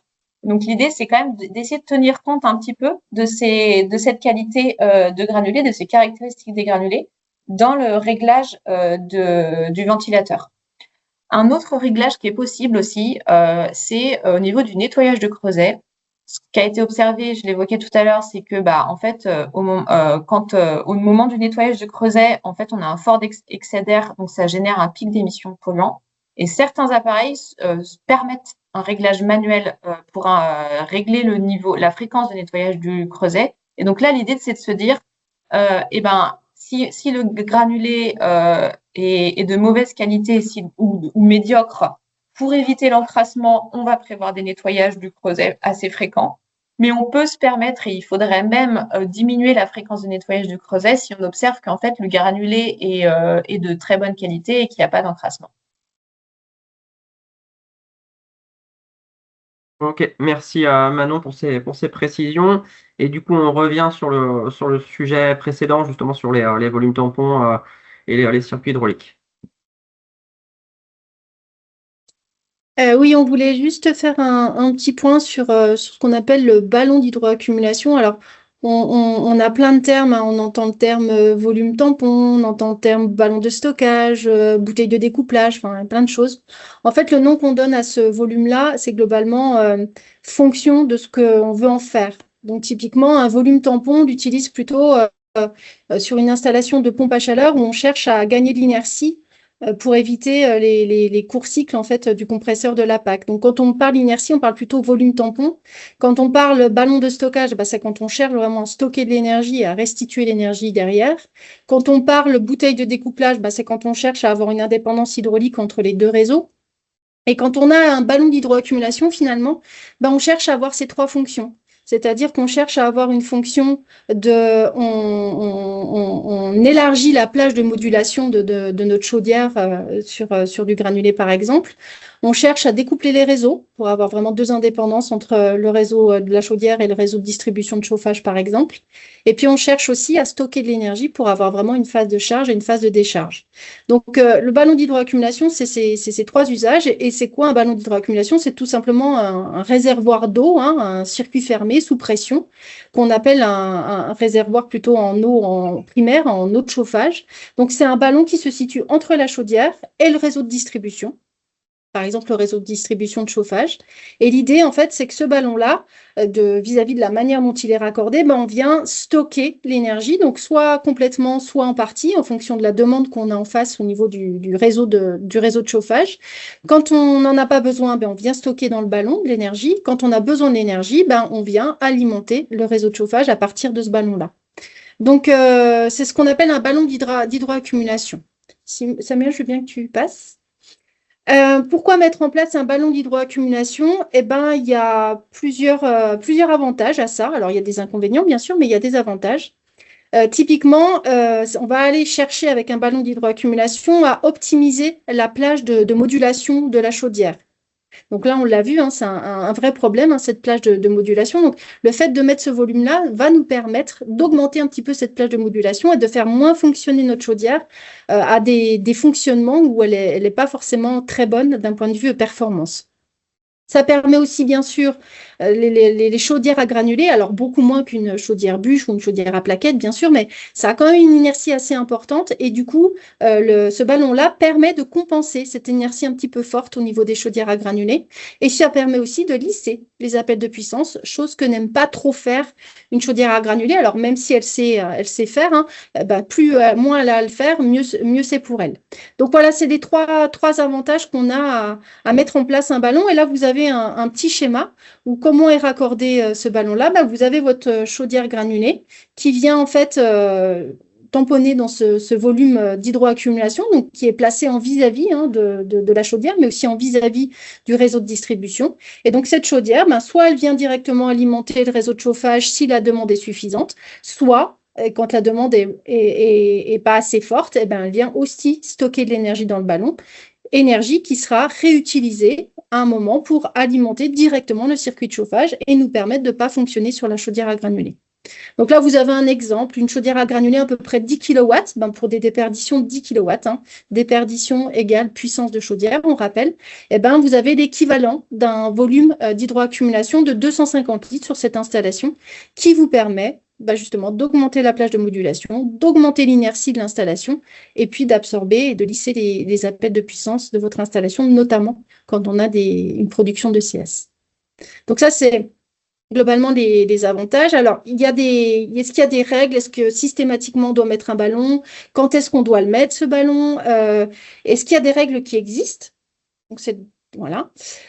Globalement, la règle qu'il faut retenir, c'est qu'on met un ballon d'hydroaccumulation, notamment sur une chaudière à granulés, uniquement si le fabricant l'exige. Donc, quand le fabricant exige la mise en place de ce volume-là, il faut le mettre et il faut respecter la capacité du ballon que va vous demander votre fabricant et la façon de raccorder hydrauliquement ce ballon-là. Souvent, ce ballon, il est quand même recommandé pour certaines configurations d'installation. Et globalement, il est plutôt recommandé quand on a des chaudières qui ne sont pas forcément très modulantes. Donc, on a une modulation basse qui est aux alentours de 40-45%. Là, on préconise assez rapidement de mettre en place un ballon d'hydroaccumulation. On le recommande aussi quand les installations sont surdimensionnées. Alors, logiquement, elles ne le sont pas, mais quand elles le sont, ce ballon-là permet en tout cas d'encaisser un petit peu ce surdimensionnement. Et aussi, dans le cadre du réseau de chauffage existant, quand on a des radiateurs basse température, typiquement des planchers chauffants, et là, l'idée, c'est d'utiliser quand même ce ballon-là pour pouvoir alimenter avec une chaudière qui produit quand même à très haute température ce type de radiateur. Donc là, on préconise ce ballon-là plutôt dans ces configurations-là, mais quand le fabricant l'exige, il faut le mettre en place. Et si le fabricant ne l'exige pas, là, vous n'êtes pas dans l'obligation de le mettre en place. Les points de vigilance sur ce ballon-là, quand il en faut un, il faut essayer de le mettre en place et de le concevoir correctement parce que le risque, c'est qu'il ne serve strictement à rien. Et donc, dans le cas d'avoir une volonté de mettre un ballon d'hydroaccumulation, globalement, ce qu'il faut déjà retenir, c'est que la capacité de stockage de votre ballon, il est forcément proportionnel au volume que vous avez en place et bien sûr au différentiel de température que vous avez à l'intérieur du ballon. Donc, plus vous avez un volume important, plus vous avez un différentiel de stockage important, plus vous aurez une capacité de stockage qui va être importante. Comment on le dimensionne? bah, soit c'est les précaux du fabricant quand on vous demande d'en mettre un, soit vous avez une règle qui existe et notamment qui est reprise dans les recommandations dans le cadre de la QC, où vous avez un ratio usuellement qui est utilisé pour de la chaudière à granulés. Par kilowatt de puissance installée en chaudière granulée, bah, vous avez un ratio qui vous est donné de 30 litres par kilowatt. Donc ça, c'est un ratio. Alors, il y a d'autres ratios qui existent. Il y a un autre ratio plutôt à 50 litres par kilowatt en fonction du coefficient de modulation de votre chaudière qui sera plus ou moins important. Mais voilà, globalement, l'ordre de grandeur, sachant que quand le ballon est demandé, c'est conformément aux préconisations du fabricant. Et donc, du coup, il faut respecter la capacité qu'il va vous donner. Au niveau du raccordement, faire très attention si vous voulez si vous voulez avoir une phase de charge et de décharge du ballon, à un moment ou à un autre, il faut systématiquement raccorder votre ballon en vis-à-vis de votre production et de votre distribution, c'est-à-dire en parallèle. On commence à avoir des installations avec des volumes d'hydroaccumulation qui sont montés en série, donc avec un volume de piquage, comme on peut avoir sur une PAC. Et là, pour le coup, ce montage-là en série ne permet pas d'avoir cette charge, d'avoir cette phase de charge et de décharge. Donc, c'est bien pour augmenter l'inertie de l'installation. C'est le rôle qu'il a, ce volume-là, sur une installation de pompe à chaleur. Par contre, en bois, on cherche vraiment à avoir une phase de stockage. Donc, forcément, un raccordement en parallèle, en vis-à-vis entre la chaudière et le réseau de distribution. Le stockage, il est bon quand il stratifie. Donc, il faut essayer d'avoir des ballons qui sont hautement stratifiés. Et ça, la première règle, c'est d'avoir des ballons hauts et fins pour vraiment avoir une bonne stratification à l'intérieur du ballon. De la même manière, vous aurez différentes configurations de raccordement. Quand on est en parallèle, on parle souvent de ballons 2 piquages, 3 piquages, 4 piquages.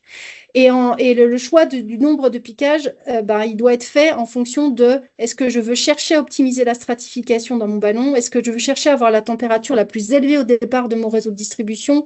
Est-ce que je veux avoir la température la plus élevée au retour de ma chaudière? Tout ça fait quand même que quand on veut avoir toutes ces fonctions-là, ce ballon-là, quand on le raccorde en parallèle, il est toujours intéressant peut-être d'aller sur une solution 3 piquages, voire 2 piquages. Voilà, donc ça, c'est des petits points de vigilance qu'on peut avoir, sachant que, recommandation, si le fabricant vous le demande, vous le mettez sous les conditions que va vous demander votre fabricant. Ok, merci Camille. Alors c'est vrai qu'on est un peu, je m'en doutais un petit peu, mais au niveau timing, même si on n'est pas exhaustif, on a quand même beaucoup d'informations à faire passer. Il y a quelques réponses aux questions qui sont données dans la conversation, j'y reviendrai après. On va passer sur la partie ici, sur l'évacuation des fumées, et ça permettra de répondre à une ou deux questions que j'ai vu passer aussi dans la conversation. Je vais du coup y aller très, très simplement. De la même manière, il faut dimensionner un conduit de fumée. Dimensionner une fumisterie, c'est dimensionner un système d'amener d'air comburant, parce que votre appareil a besoin d'une amenée d'air comburant, et c'est dimensionner le système d'évacuation de produits combustion. Et là, pour le coup, il faut le dimensionner pour garantir la sécurité de l'installation, garantir un bon fonctionnement de l'installation et avoir le meilleur rendement possible de l'installation, que ça soit à puissance nominale ou à puissance minimale.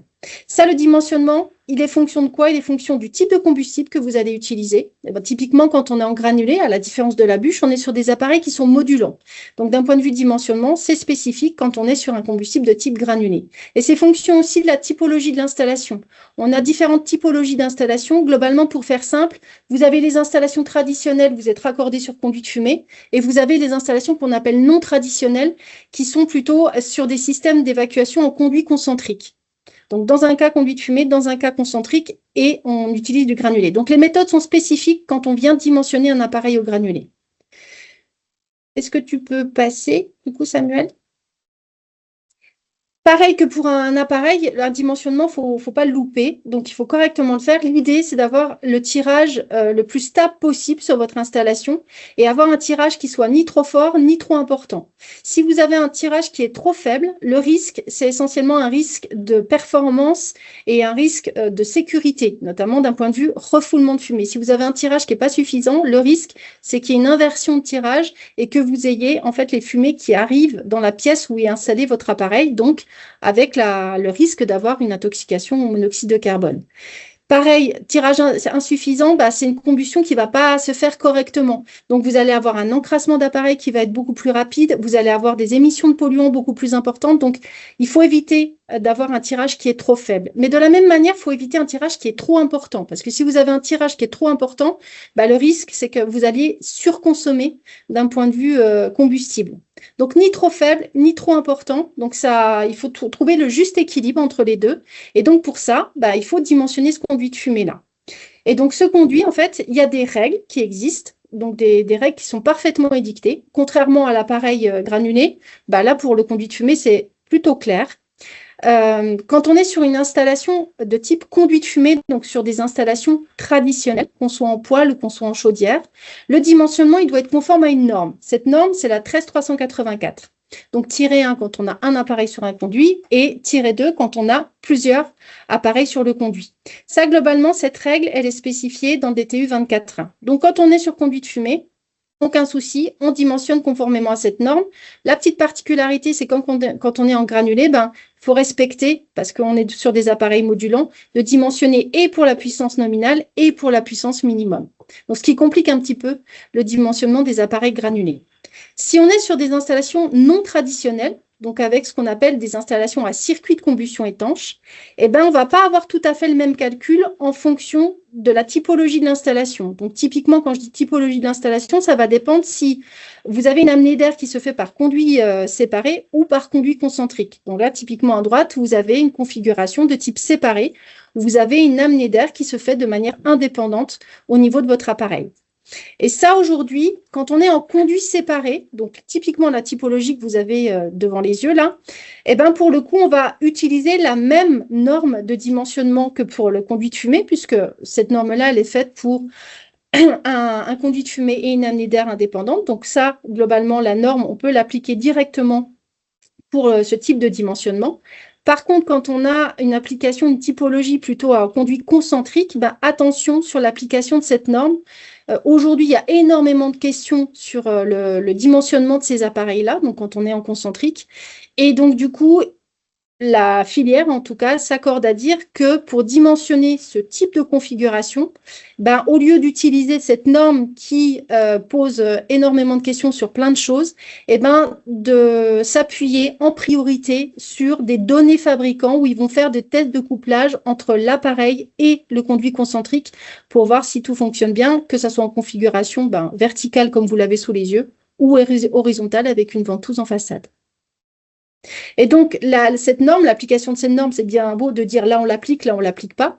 Mais en tout cas, quand on cherche à l'appliquer, cette norme-là, ben, on ne peut pas l'appliquer directement. Donc, il faut des outils pour ça. Et est-ce qu'il existe des outils pour appliquer cette norme? La réponse est oui.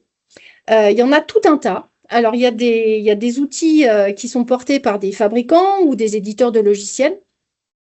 Et il y a des différents niveaux d'outils, donc plus ou moins simplifiés, je dirais. Et donc, pour justifier d'un dimensionnement de conduit, ben, tout est possible. C'est-à-dire qu'on peut se conformer aux prescriptions du fabricant, donc de l'appareil. Par exemple, sur la base d'un essai de couplage entre appareil et conduit, ça c'est une possibilité. On peut justifier le dimensionnement comme ça. On peut justifier le dimensionnement en utilisant autre chose, plutôt ce qu'on a appelé des abacs numériques. Donc, c'est avec des outils simplifiés qui nous permettent en fait de dimensionner le conduit de fumée notamment, ou alors vraiment des logiciels de dimensionnement qui vont nous permettre de manière beaucoup plus détaillée d'assurer le dimensionnement des appareils. Et là, vous avez des exemples.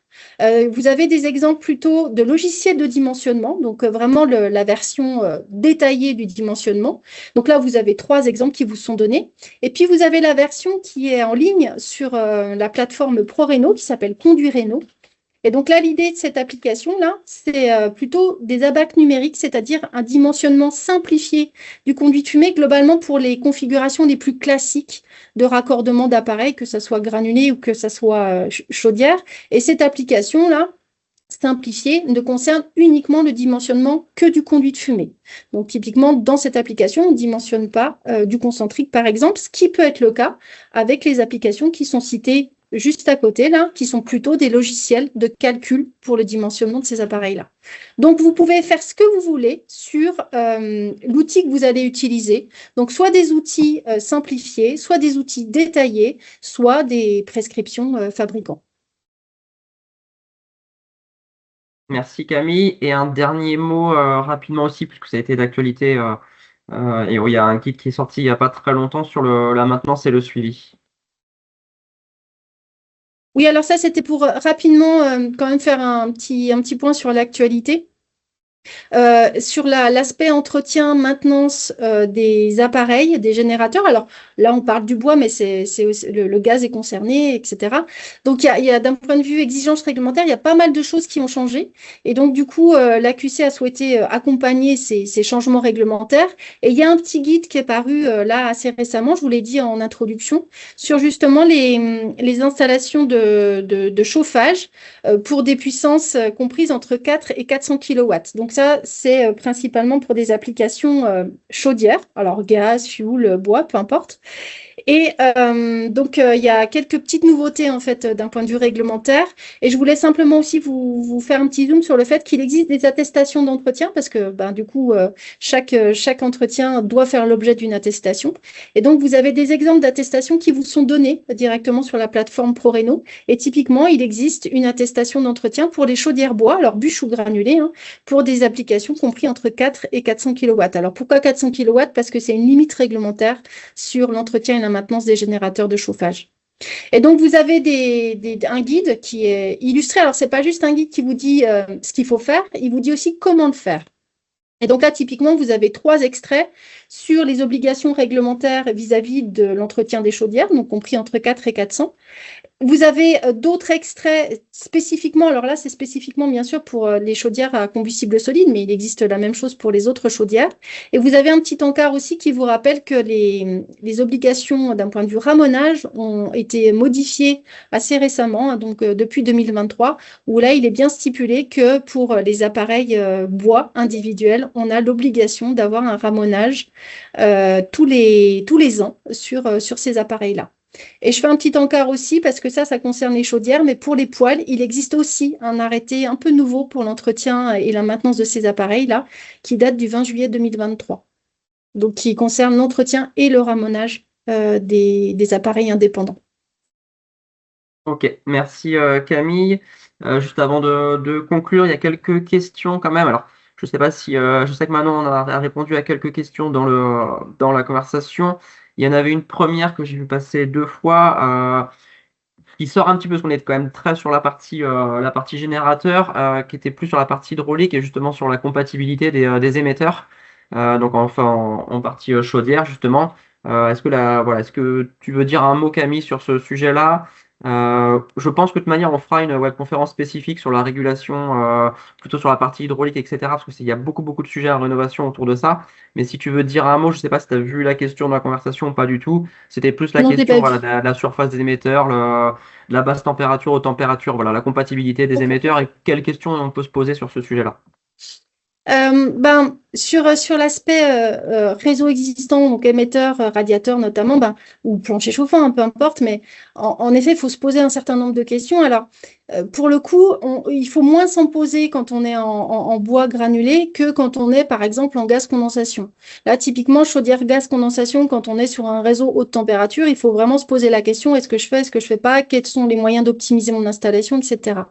Quand on est en granulé, ben, on a une installation en fait, qui produit plutôt de la haute température et donc qui s'adapte un peu à tout. Par contre, en effet, quand on a un réseau qui est plutôt basse température, plancher chauffant par exemple, très basse température, et ben là, le souci, c'est qu'à un moment ou à un autre, il faut qu'il y ait une compatibilité entre les deux, d'un point de vue température, mais aussi d'un point de vue débit.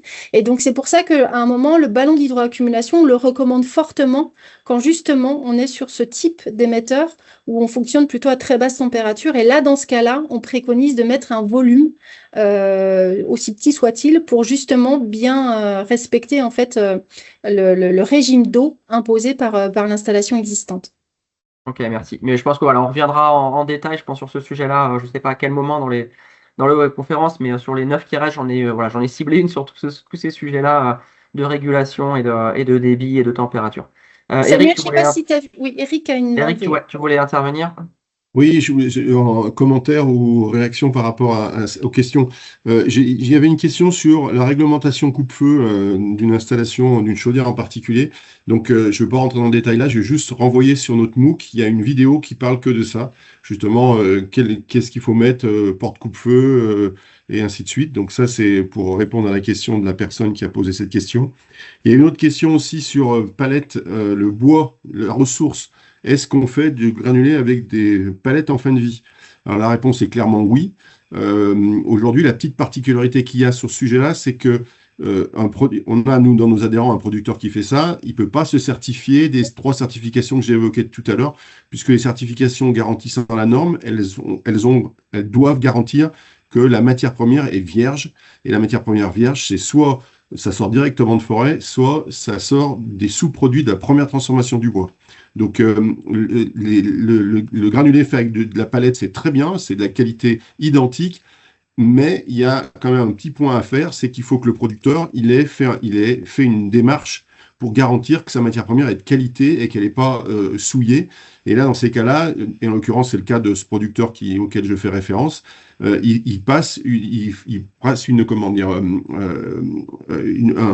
un statut de sortie de déchets pour avoir une traçabilité et une garantie que sa matière première elle n'est pas souillée. C'est pour ça que dans la norme, il n'y a pas le sujet des bois en fin de vie, parce qu'il y a trop de risques qu'il y ait des gens qui fassent n'importe quoi à grande échelle.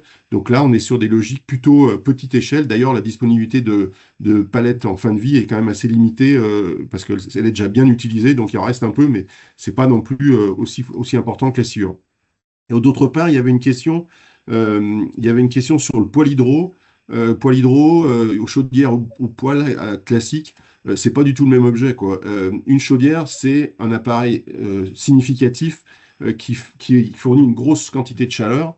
Un poêle hydro, c'est censé en théorie faire pareil, mais ce qu'il ne faut pas oublier, c'est que si vous mettez un réseau hydraulique type plancher chauffant ou radiateur en connexion avec un poêle hydro, derrière, ça va consommer, donc derrière, il va falloir alimenter. Donc, c'est une solution qui, à notre avis, n'est pas la mieux, mais ça peut servir, mais c'est quand même, il faut bien avoir en tête que derrière, il va falloir se palucher des sacs de granulés, quoi. C'est-à-dire qu'une chaudière, ça s'alimente avec un silo, comme on l'a vu, donc c'est une autonomie d'1 an.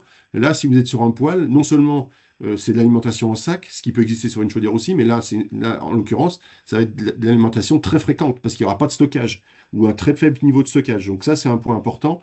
Et puis, ça se met pas au même endroit. C'est-à-dire qu'un poêle hydro, on va éviter de le mettre dans le salon, parce que c'est quand même un appareil qui est conséquent en taille, et puis qui tourne régulièrement, donc il faut l'alimenter en permanence. Donc ça veut dire se palucher des sacs de granulés dans son salon, c'est pas nécessairement la meilleure solution.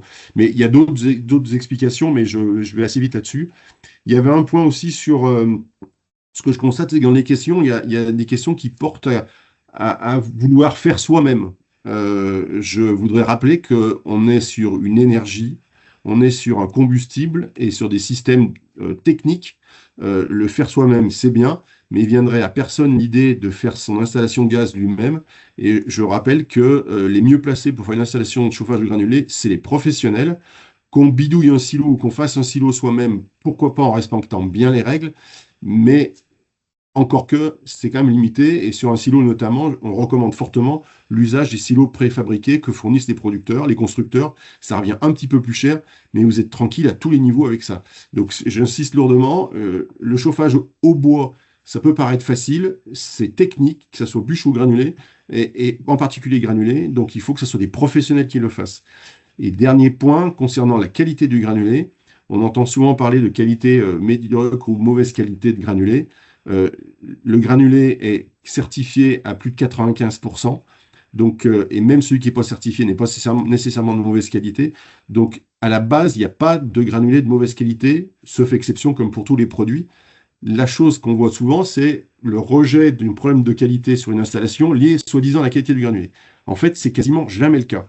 C'est très souvent lié à d'autres questions qui sont un réglage, une construction de l'installation et qui font qu'il y a un problème de qualité. Mais le granulé est quasiment jamais à mettre en cause puisqu'il respecte la certification et la certification, elle vous garantit que le granulé va fonctionner dans une installation conforme. Voilà. Okay. Alors, je vois la question de la couleur du granulé, ça, on s'en fout complètement. Il peut être rose, vert, jaune, marron. La couleur n'a aucune importance. Ok, merci Eric. Ouais, donc, ça permet de rebasculer aussi. C'est vrai que on est dans le cadre d'une sensibilisation pour les professionnels, hein, dans ces webconférences, hein, donc les messages sont vraiment à destination des professionnels.